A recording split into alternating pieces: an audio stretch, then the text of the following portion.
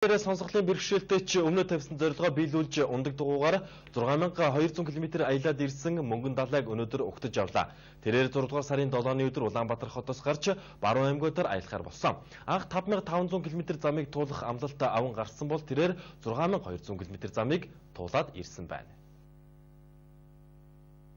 Тэрээр 6 дугаар сарын 7-ны өдөр Улаанбаатар хотоос гарч Баруун аймгуудаар аялахаар зоригшуулуудан аялалтаа гарчээ.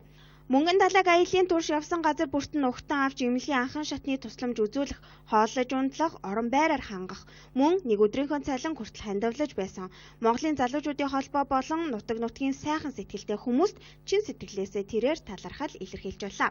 Харин мөнгөн далайгийн эр зоригийг өндрөөр үнэлж Монголын залуучуудын холбоо эр зоригийн алдарт цол тэмдгээр Ингрийг нь милаасан юм а. Аялын явцад бол бид нар олон хүнтэй, сайн хүнтэй тааралцсан. Бас баян уулгийн аймагт бас дээрэмчин намайг дээрэмдэж одоо додсон мөнгө төгрөг дээрэмсэн тийм хүмүүстэй би уулзж ирсэн. Зарим үед одоо хоол ундаггүйч байх тохиолдол байсан. Заримдаа намайг одоо хөөж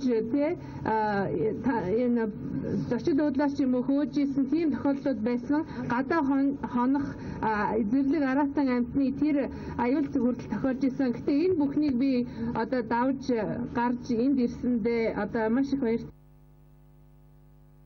Тэрээр эр зориг шаардсан урт аялалд хэцүү хатуу зүйл их тохиолдсон гэж байлаа.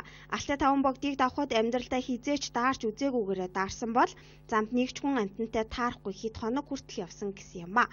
Мөн түүнийг Баян аймагт явж байхад нь нутгийн иргэд дээрэмдсэн тухай нулимс туслуулан ярьж байсан. Гэвч ямар цаад бэрхшээл түүний зорьсон зорилгод саад болоогүй байна. Анх энэ санаагаа яриад манай залуу дуучин клубийнхэнтэй манай ундаг дугуйтай Улаанбаатар төслийнхэнтэй орж ирэхэд нь үнэхээр явж чадахгүй хэрэг эхэлсэнд бол дуусах шүү гэдэг тэр үгийг хэлжээлээ.